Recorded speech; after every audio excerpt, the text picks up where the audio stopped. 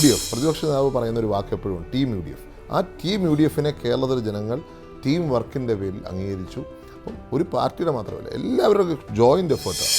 ശബരിമല ഒരു സ്ഥലത്ത് 2 ദേവസ്വം ബോർഡ് പ്രസിഡന്റുമാർ ജയിലിൽ കിടക്കുമ്പോൾ, മുരാരി ബാബുവിനെ പോലുള്ളവർ ജയിലിൽ കിടക്കുമ്പോൾ, അടുത്ത വേറൊരാളെ ഇന്നലെ അറസ്റ്റ് ചെയ്തപ്പോൾ അവരെല്ലാം ഇടതുപക്ഷത്തിൻ്റെ അല്ലെങ്കിൽ അനുഭവം പുലർത്തുന്ന ആൾക്കാരാണ്. എക്സലൻറ്റ് പെർഫോമൻസാണ് അദ്ദേഹത്തിൻ്റെ. അത് ഫ്ലോറിലുള്ള പെർഫോമൻസ്, അതിൽ യാതൊരു സംശയമില്ല. സർക്കാരിന് അദ്ദേഹത്തിൻ്റെ ചോദ്യങ്ങൾക്ക് മുന്നേ സർക്കാരിന് ഉത്തരവില്ലല്ലോ. ഇപ്പം അദ്ദേഹം അഗ്നിശുദ്ധി ചെയ്ത് തിരിച്ചു വരേണ്ട ഒരാളാണ്.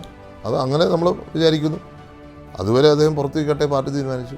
അതല്ലേ പാർട്ടി നിലപാട്. അത് ജയിലിൽ കിടക്കുന്നവരെ സംരക്ഷിക്കുന്ന നിലപാട് ഞങ്ങൾക്കുണ്ടോ? നമസ്കാരം, വാക്ക് മറുവാക്കിലേക്ക് സ്വാഗതം. തദ്ദേശ തെരഞ്ഞെടുപ്പിലെ തിളക്കമാർന്ന വിജയത്തിന്റെ ആഹ്ലാദത്തിലാണ് UDF ക്യാമ്പ് ഇപ്പോഴും. തികഞ്ഞ ആത്മവിശ്വാസത്തോടുകൂടി ഇനി നിയമസഭാ തെരഞ്ഞെടുപ്പിനെ നേരിടാം. ഇന്ന് നമ്മോടൊപ്പം ചേരുന്നു ശ്രീ ചാണ്ടി ഉമ്മൻ MLA. സ്വാഗതം. നമസ്കാരം. ഈ തദ്ദേശ തെരഞ്ഞെടുപ്പിൽ ഈ ഒരു വലിയൊരു ട്രെൻഡ് ഈ രീതിയിൽ ഉണ്ടാകുമെന്ന് എപ്പോഴെങ്കിലും ഒരു കണക്കുകൂട്ടലുണ്ടായി? ഞാൻ തുടക്കം തൊട്ട് പറഞ്ഞിരുന്നൊരു കാര്യമാണ്. നമുക്കിതിനകത്ത് വ്യക്തമായിട്ടൊരു സാഹചര്യം കേരളത്തിലുണ്ട് UDFന് അനുകൂലമായിട്ടുള്ളത്. കാരണം ഒന്ന്, UDF സർക്കാരും LDF സർക്കാരും തമ്മിലുള്ള കമ്പാരിസൺ. 5 വർഷം കൊണ്ടാണ് കണ്ണൂർ എയർപോർട്ട്, കൊച്ചി മെട്രോ, വിഴിഞ്ഞം പോർട്ട്, അതുപോലെ തന്നെ മെഡിക്കൽ കോളേജുകൾ കേരളത്തിൽ UDF സർക്കാരിന് സ്ഥാപിക്കാൻ സാധിച്ചത്. ലക്ഷക്കണക്കിന് വീടുകൾ 5 വർഷം കൊണ്ട് സാധിച്ചു. ഈ 9 വർഷ ചരിത്രത്തിൽ ഒരു പദ്ധതി തുടങ്ങി, ഒരു പദ്ധതി പൂർത്തിയാക്കിയ ഒരു പദ്ധതി പോലും ഈ സർക്കാരിന് പറയാനുണ്ടായിട്ടില്ല. അതൊരു യാഥാർത്ഥ്യമല്ലേ? ആരെങ്കിലും തള്ളി പറയുന്നുണ്ടോ? ഇവിടെ UDF ഉണ്ടാക്കിയ വീടുകളും LDF ഉണ്ടാക്കിയ വീടുകളും ഒരേ സമയമല്ലല്ലോ. 10 വർഷത്തിന് എത്ര ചെയ്തു? ഈ പദ്ധതികളുടെ ഉദ്ഘാടനം ചെയ്തതല്ല. ഞാനത് തുടക്കം തന്നെ പറഞ്ഞു. കൊച്ചി മെട്രോ ഇവർ പറയുന്നു ഇവർ നടത്തിയ പദ്ധതിയാണെന്ന് പറയുന്നു. ഓക്കെ, അങ്ങനെയാണെങ്കിൽ ഉമ്മൻചാണ്ടി സർക്കാർ രാജിവെച്ചതിന് 3ാമത്തെ മാസമാണ് ഈ പദ്ധതി ഉദ്ഘാടനം ചെയ്തത്, അല്ലേ? 3ാമത്തെ മാസം സെപ്റ്റംബറിലാണ് ഉദ്ഘാടനം ചെയ്തത്. അടുത്തൊരു ഗവൺമെൻറ്, എന്തായാലും പുതിയ ഗവൺമെൻറ് അടുത്ത മെയിൽ വരും. പുതിയൊരു ഗവൺമെൻറ്റിന് 3 മാസത്തിനുള്ളിൽ ഏതെങ്കിലും ഒരു മെട്രോയോ അല്ലെങ്കിൽ ഏതെങ്കിലും ഒരു പദ്ധതി ഉദ്ഘാടനം ചെയ്യാൻ സാധിക്കുമോ? മെഗാ പ്രോജക്റ്റുകൾ 10 വർഷം കൊണ്ട് ഗവൺമെൻറ്റിന് ഡിഫറൻസാണ് ഞാൻ പറയുന്നത്. അതാണ് UDFും LDFും തമ്മിലുള്ള വ്യത്യാസം. അത് ജനങ്ങൾ കണ്ടു. 2, ശബരിമല ഒരു വിഷയമാണ്. അയ്യപ്പൻ്റെ എന്ന് പറഞ്ഞാൽ ഞങ്ങളുടെ നാട്ടിൽ ഒന്നുകിൽ പുതുപ്പള്ളി പള്ളിയോ അല്ലെങ്കിൽ മണർകാട് ദേവീക്ഷേത്രമോ അല്ലെങ്കിൽ മണർകാട് ക്ഷേത്രമോ പള്ളിയോ അല്ലെങ്കിൽ വെണ്ണിമല ക്ഷേത്രമോ അങ്ങനെയുള്ള ക്ഷേത്രങ്ങളെ ആരെങ്കിലും തൊട്ടാൽ ആ പ്രദേശത്തിന് മുഴുവൻ ബാധിക്കും, ഇല്ലേ? അപ്പോൾ ശബരിമലയെ തൊടുന്നത് കേരളത്തെ അങ്ങനെ മൊത്തത്തിൽ ബാധിക്കുന്നൊരു വിഷയമാണ്. അത് ജനങ്ങൾ വളരെയധികം ശ്രദ്ധിച്ചു എന്നുള്ളതിൻ്റെ തെളിവാണ് ഇത്ര വലിയ പരാജയം ഇടതുപക്ഷത്തിന് കിട്ടിയത്.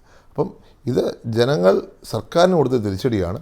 തിരുത്തുവാനുള്ള അവസരം കൊടുത്ത് തിരിച്ചടി, പക്ഷേ തിരുത്തത്തില്ല എന്നുള്ള തെളിവാണ് ഈ ശബരിമലയുടെ പേരിൽ കേസെടുക്കാൻ ഇപ്പോൾ സർക്കാർ നടക്കുന്നത്. നിയമസഭാ തെരഞ്ഞെടുപ്പിൻ്റെ ഒരു കളത്തിലേക്ക് ഇറങ്ങുകയാണ്. UDFും പ്രത്യേകിച്ച് കോൺഗ്രസ് എത്രത്തോളം സജ്ജമാണ്? അല്ല, UDF ഒരു ടീമാണ്. UDFിൻ്റെ ടീം വിജയമാണ്. ഇപ്പം നമുക്കൊരു പാർട്ടിയായിട്ട് മാത്രം വിജയം പറയാൻ പറ്റുമോ? ടീം UDF പ്രതിപക്ഷ നേതാവ് പറയുന്ന ഒരു വാക്ക് എപ്പോഴും ടീം UDF. ആ ടീം UDFനെ കേരളത്തിലെ ജനങ്ങൾ ടീം വർക്കിൻ്റെ പേരിൽ അംഗീകരിച്ചു. അപ്പം ഒരു പാർട്ടിയുടെ മാത്രമല്ല, എല്ലാവരും ജോയിൻ്റ് എഫേർട്ടാണ്.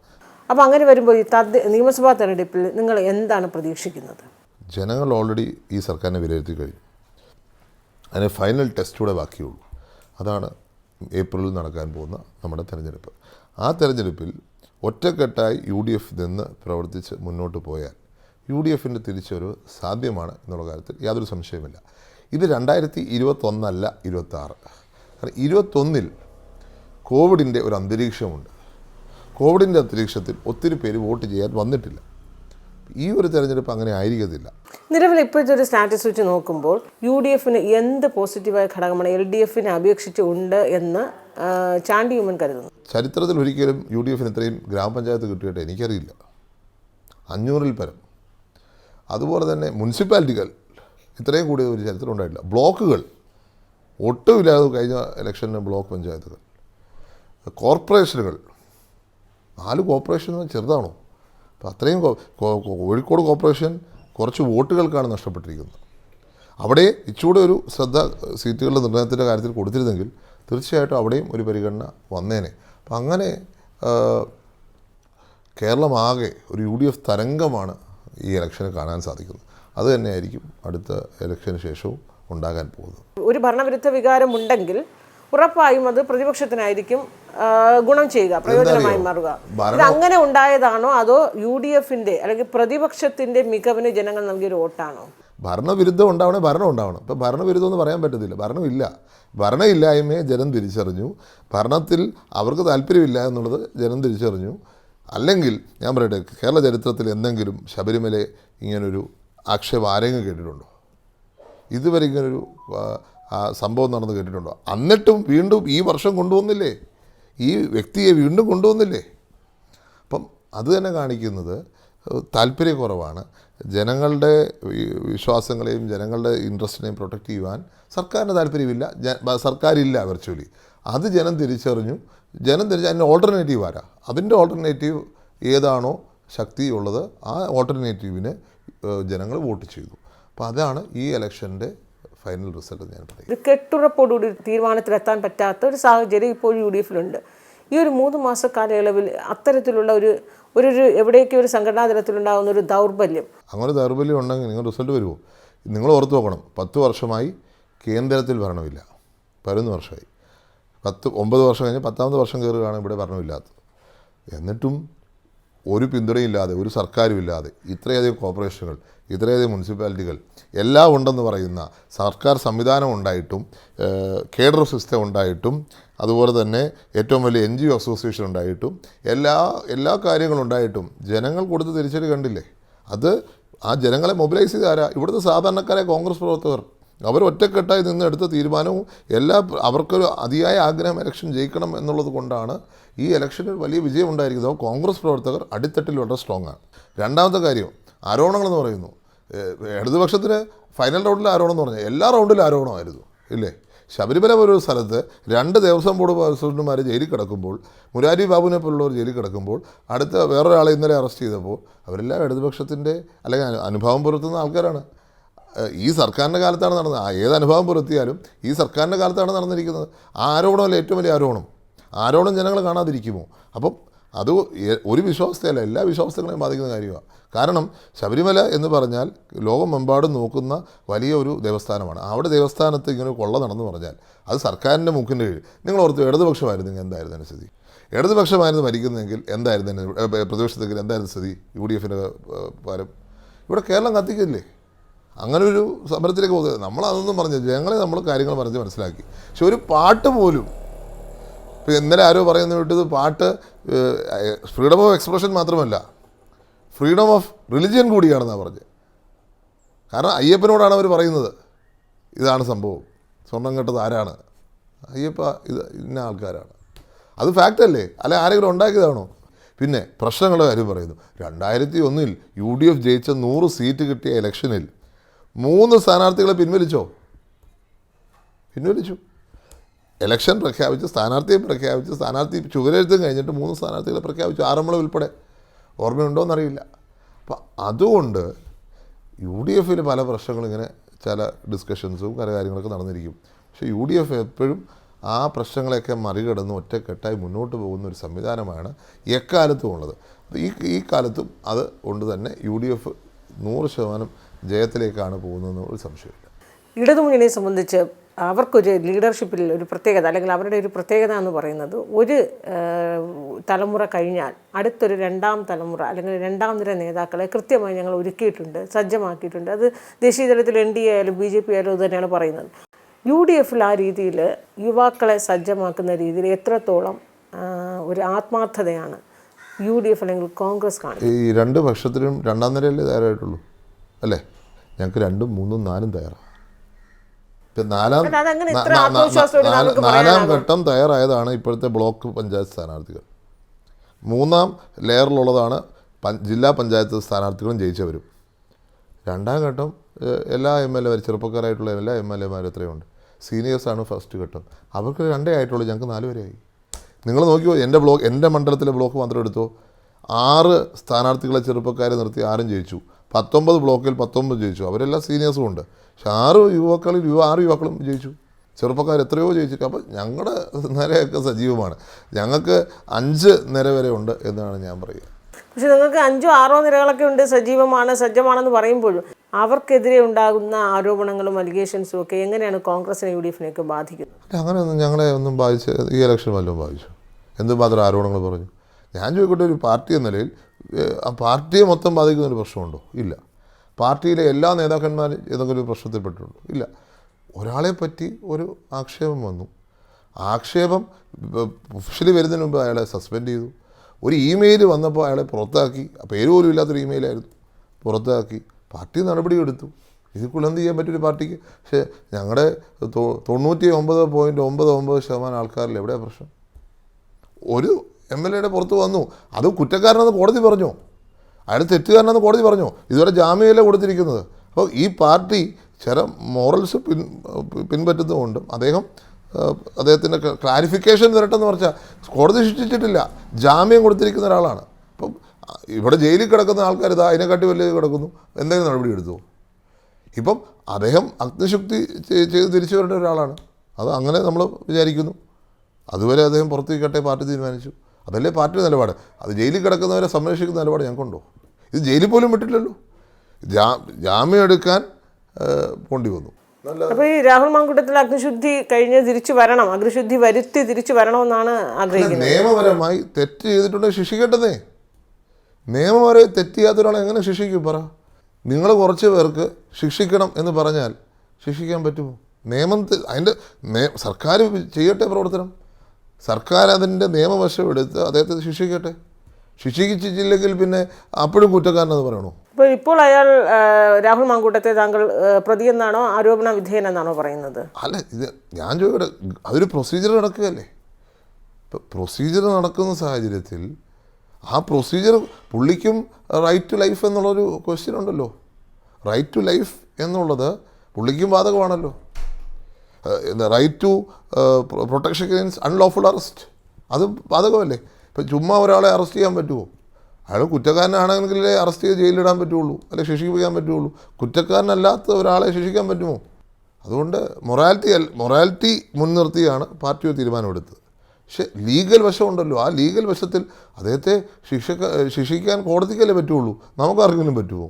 MLA സ്ഥാനം രാജിവെക്കണമെന്നൊരു ആവശ്യം ഇപ്പോഴും പാർട്ടി MLA അങ്ങനെ ജനങ്ങളാണ് അദ്ദേഹത്തെ തിരഞ്ഞെടുത്തത്. അദ്ദേഹമാണ് തീരുമാനിക്കുന്നത് രാജിവെക്കണോ വേണ്ടതെന്നുള്ളത്.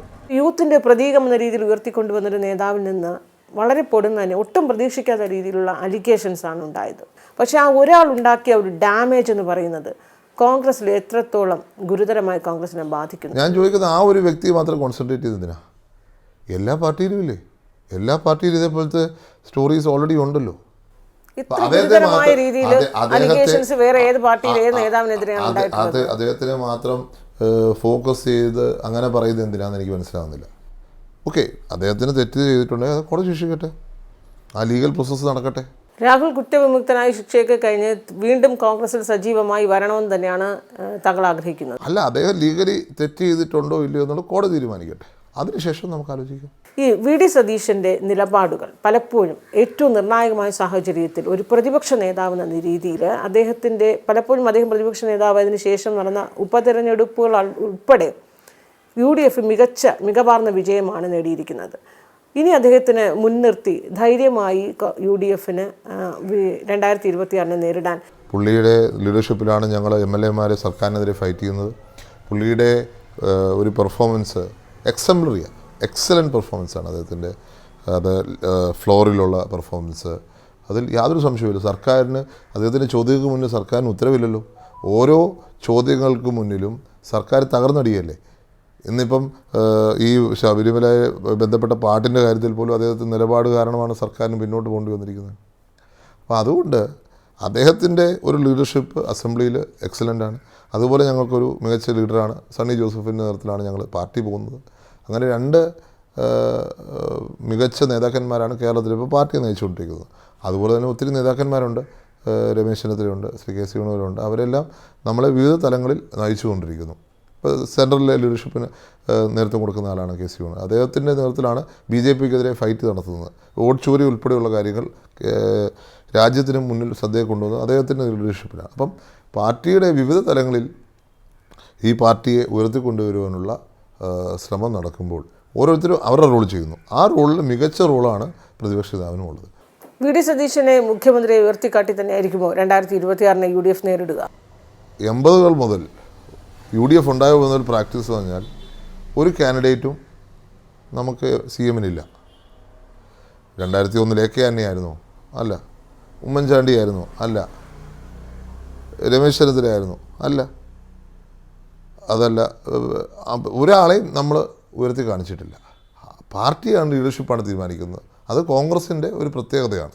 നമുക്കിപ്പം കൂട്ടായ വിജയമാണ് ഇലക്ഷനിലുണ്ടാകുന്നത്, കൂട്ടായ ലീഡർഷിപ്പിൻ്റെ വിക്ടറിയാണ് ഇലക്ഷനുണ്ടാകുന്നത്. അതിനുശേഷം പാർട്ടി തീരുമാനിക്കും ആര് വേണം വേണ്ട എന്നുള്ളത്. MLA എന്ന രീതിയിൽ താങ്കൾ പുതുപ്പള്ളിക്ക് നൽകിയൊരു സംഭാവന എന്താണ്? MLA എന്ന രീതിയിൽ എനിക്ക് സംഭാവന കൊടുക്കാൻ വളരെ കുറച്ച് സമയം കിട്ടിയിട്ടുള്ളൂ. പക്ഷേ ചെറിയ ചെറിയ കാര്യങ്ങൾ നമ്മൾ ചെയ്യാൻ ശ്രമിച്ചു, ജനങ്ങളോടൊപ്പം നിൽക്കാൻ ശ്രമിച്ചു, ജനങ്ങളുടെ പ്രശ്നങ്ങൾ ഇടപെട്ടു, കുട്ടികൾക്കുള്ള സ്കോളർഷിപ്പ് ഉൾപ്പെടെ അവരുടെ നമ്മുടെ ഒരു സ്പോർട്സിൻ്റെ മേഖല ഉൾപ്പെടെ ഡെവലപ്പ് ചെയ്യാൻ ശ്രമിച്ചു. അപ്പം അങ്ങനെ പല കാര്യങ്ങൾ നമ്മൾ ചെയ്യാൻ ശ്രമിച്ചു എന്ന് മാത്രമേ എനിക്ക് ആ കാര്യത്തിൽ പറയാൻ പറ്റൂ. അപ്പോൾ ഇനിയുള്ള ഒരു 3 മാസം പുതുപ്പള്ളി കേന്ദ്രീകരിച്ച് തന്നെയാണ് ഇനി പ്രവർത്തന മണ്ഡലം? തീർച്ചയായിട്ടും പുതുപ്പള്ളി അങ്ങനെ തന്നെ നമ്മൾ നിൽക്കാനേ വഴിയുള്ളൂ. കാരണം സമയം വളരെ കുറവാണ്. ഒപ്പം SIR എന്ന് പറഞ്ഞൊരു വലിയ ഒത്തിരി പേർക്ക് വോട്ട് നഷ്ടപ്പെടുന്ന ഒരു സാഹചര്യം എനിക്ക് കാണാൻ സാധിക്കും. അപ്പോൾ അതുമായിട്ട് ബന്ധപ്പെട്ട് അവിടെ നിൽക്കേണ്ടി വരും എന്ന് തന്നെയാണ്. ഇനി അടുത്ത് 2026 നേരിടുമ്പോൾ യൂത്തിന് കൂടുതൽ ഫോക്കസ് നൽകുന്ന രീതിയിൽ യൂത്തിൻ്റെ കാൻഡിഡേറ്റ്സ് കൂടുതൽ വരണം, അങ്ങനെ രീതിയിലൊരു ആവശ്യമൊക്കെ മുന്നിൽ കഴിഞ്ഞ പ്രാവശ്യം ഞങ്ങൾ ഉന്നയിച്ചിരുന്നു, കഴിഞ്ഞ പ്രാവശ്യം പ്രാമുഖ്യം കൊടുത്തിരുന്നു. ഈ പ്രാവശ്യം അങ്ങനെ തന്നെയാണ് നമ്മുടെ വിശ്വാസം. ഒരു 30% ചെറുപ്പക്കാരെങ്കിലും ഉൾക്കൊള്ളണം. അത് വനിതകളും പുരുഷന്മാരും എല്ലാവരും ഉൾക്കൊണ്ടുപോകണം പാർട്ടി പോകേണ്ടത്. അത് ഉൾക്കൊള്ളുക തന്നെ ചെയ്യും എന്നാണ് ഞങ്ങൾ.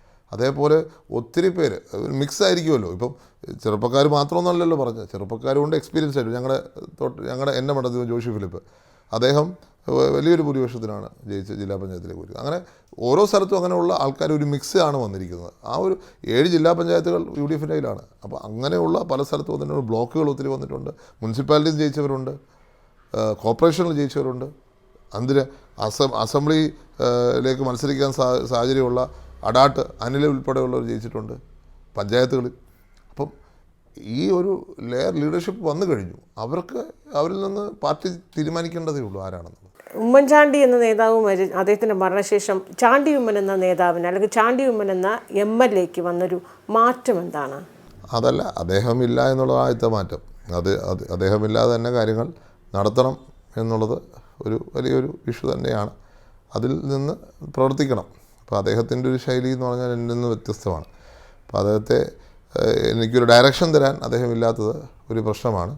എങ്കിൽ പോലും എൻ്റെ പരിമിതിക്കുള്ളിൽ നിന്നുകൊണ്ട് എല്ലാവരും ചേർത്ത് പിടിച്ച് പോകാനാണ് നമ്മൾ ശ്രമിച്ചത്. അത് ഈ അബിൻ വർക്കിയുടെ വിഷയമൊക്കെ ഉണ്ടായപ്പോൾ പിന്നെ തനിക്ക് സമാനമായ രീതിയിൽ പാർട്ടി നേതൃത്വത്തിൽ നിന്ന് അവഗണന നേരിടേണ്ടി വന്നത് പിതാവിൻ്റെ 1ാം ചരമവാർഷികത്തിൻ്റെ ദിനത്തിലാണ് തന്നെ ഒരു പ്രധാനപ്പെട്ട പദവിയിൽ നിന്ന് മാറ്റിയെന്നൊക്കെ ചാണ്ടി ഉമ്മൻ അന്ന് മാധ്യമങ്ങളോട് പ്രതികരിച്ചു. അത് പലപ്പോഴും ഇത്തരം ഘട്ടങ്ങളിലൊക്കെ വൈകാരികമായി ചിലപ്പോഴൊക്കെ പ്രതികരിക്കേണ്ടി വന്നു. പിന്നെ അത് വേണ്ടിയിരുന്നില്ല എന്ന് തോന്നിയിട്ടുണ്ടോ? അബിൻ വർക്കിയുടെ കാര്യം ഞാൻ പറഞ്ഞപ്പോൾ ഞാൻ ആദ്യമായിട്ടാണോ അത് പറഞ്ഞത്? അല്ല.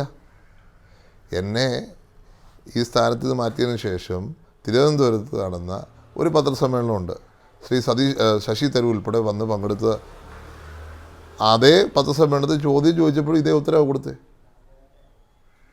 അന്ന് ചോദിച്ചപ്പോഴും ഈ ഉത്തരവ് കൊടുത്ത് ഞാൻ എന്തെങ്കിലും വ്യത്യാസം പിന്നെ പറഞ്ഞിട്ടുണ്ടോ? ഞാനെന്താ പാർട്ടിയുടെ തീരുമാനം അംഗീകരിക്കുന്നു. അന്നും പറഞ്ഞു, അതിന് ശേഷവും പറഞ്ഞു. ആ ശേഷം പറഞ്ഞതിനെ വീണ്ടും ഞാനെന്തോ പുതുതായിട്ട് പറഞ്ഞതുപോലെ ആക്കിയത്. ഞാൻ ഇതിനു മുമ്പ് തന്നെ ഇതേ കാര്യം പറഞ്ഞിട്ടുണ്ട്. അപ്പം അന്നത്തെ ഒരു ബോഡി ലാംഗ്വേജ് മാത്രമാണ് പ്രശ്നമായത്. കാരണം ഭയങ്കര ശബ്ദമാണ്. ഈ ഒരു പരിപാടിയിടയ്ക്ക് ഭയങ്കര സൗണ്ട് കേൾക്കുക. അപ്പം ഞാനിച്ചിരി എൻ്റെ ബോഡി ലാംഗ്വേജ് ഉറക്കെ പറഞ്ഞു. ഇതിനു മുമ്പ് പറഞ്ഞതിനെ ഒന്നും പറഞ്ഞിട്ടില്ല. ഒരു വ്യത്യാസം ഞാൻ വെച്ചു. ഇന്നും ആ സ്റ്റാൻഡ് തന്നെ എനിക്ക്. പിതാവിൻ്റെ 1ാം ചരമവാർഷികത്തിൻ്റെ ആ ദിവസം തന്നെ ഈ രീതിയിലൊരു പദവിയിൽ നിന്ന് മാറ്റിയതിലുള്ളൊരു ആ ഒരു വൈകാരികത, തീവ്രത അതിപ്പോഴുമുണ്ട്. അത് ശരിയായില്ല എന്നുള്ള ഒപ്പീനിയൻ അന്നും ഉണ്ട്, ഇന്നും ഉണ്ട്, എന്നും കാണും. ഇപ്പോൾ താങ്കൾ എങ്ങനെയാണ്? ചാണ്ടി ഉമ്മൻ നേതാവ് കോൺഗ്രസിൽ താങ്കളുടെ പദവിയുടെ പൊസിഷനിലേക്ക് താങ്കൾ പൂർണ്ണ സംതൃപ്തനാണ്? അല്ല, എനിക്ക് പൊസിഷൻ ഒരു ഇമ്പോർട്ടൻസ് ഉള്ളൊരു കാര്യമല്ലല്ലോ. ഞാൻ 23 വർഷക്കാലം ഈ പാർട്ടി പ്രവർത്തിച്ചപ്പോൾ ഞാൻ പൊസിഷൻസ് മാറി നിന്ന് കൊടുത്തിട്ടുള്ളത്. ഉള്ളതും കൂടെ ഞാൻ രാജിവെച്ച് കൊടുക്കുക ചെയ്തത്. അല്ലെ, പൊസിഷൻസിന് ഞാൻ ഒരു ഇമ്പോർട്ടൻസും ഹോൾഡ് ചെയ്തിട്ടില്ല. പൊസിഷനപ്പണം പാർട്ടിക്കാരൻ നിലയിൽ ഞാൻ പ്രവർത്തിച്ചിട്ടുണ്ട്. അത് തുറന്നും പ്രവർത്തിക്കും. ഇപ്പോഴും പുതുപ്പള്ളിയിലോ അല്ലെങ്കിൽ മറ്റിടങ്ങളിലൊക്കെ പോകുമ്പോൾ മലയാളികൾ താങ്കൾ ഈ വിദേശ രാജ്യങ്ങളിലൊക്കെ, പ്രത്യേകിച്ച് ഗൾഫ് രാജ്യങ്ങളിലൊക്കെ ഇടയ്ക്ക് സന്ദർശനമൊക്കെ നടത്താറുണ്ടല്ലോ. അപ്പോൾ ഈ ഉമ്മൻചാണ്ടി എന്നൊരു നേതാവിൻ്റെ മകൻ എന്ന വൈകാരികത തന്നെയാണോ മലയാളികൾക്ക്, ലോകത്തിൻ്റെ ഏത് കോണിൽ പോയാലും മലയാളികൾക്ക് ചാണ്ടിയുമ്മനോട് തോന്നുന്നത് അത് തന്നെയാണോ? തീർച്ചയായിട്ടും അദ്ദേഹത്തിൻ്റെ ഓർമ്മകളാണ് അത് എവിടെ പോയാലും. ഇന്നിപ്പോൾ ഞാൻ ഈ വണ്ടിയിൽ തിരുവനന്തപുരത്ത് പോകുമ്പോഴും എനിക്കത് കാണാൻ സാധിക്കുന്നുണ്ട്. എനിക്ക് തന്നെ അത്ഭുതം തോന്നുന്നു. കാരണം ഞാൻ എൻ്റെ ഫാദറുമായിട്ട് പലതവണ യാത്ര ചെയ്തിട്ടുണ്ട്. പക്ഷെ ഇത്രയും വൈകാരികത ഞാൻ അദ്ദേഹം ഉണ്ടായിരുന്നപ്പോൾ ഞാൻ കണ്ടിട്ടില്ല. ഇന്ന് അതിലേറെ വൈകാരികത ഞാൻ യാത്ര ചെയ്യുമ്പോൾ എനിക്ക് മനസ്സിലാക്കാൻ സാധിക്കുന്നുണ്ട്. കേരളം ഒട്ടുക്കും ലോകത്തെമ്പാട് പോയാലും ഉമ്മൻചാണ്ടിയുള്ള സ്നേഹം അത് എന്നും ആൾക്കാർ മനസ്സിലുണ്ടെന്ന് എനിക്ക് മനസ്സിലാക്കുന്നുണ്ട്. എന്തായാലും ഈ നിയമസഭാ തെരഞ്ഞെടുപ്പിന് വീണ്ടും പുതുപ്പള്ളിയിൽ തന്നെ കളത്തിലിറങ്ങി വീണ്ടും ഏറ്റവും മികച്ച ഭൂരിപക്ഷത്തോടുകൂടി ചാണ്ടിയുമ്മൻ വിജയിക്കട്ടെ. എല്ലാ ആശംസകളും. ഇത്രയും സമയം വാക്കും മറുവാക്കുമായി സഹകരിച്ചതിന് നന്ദി.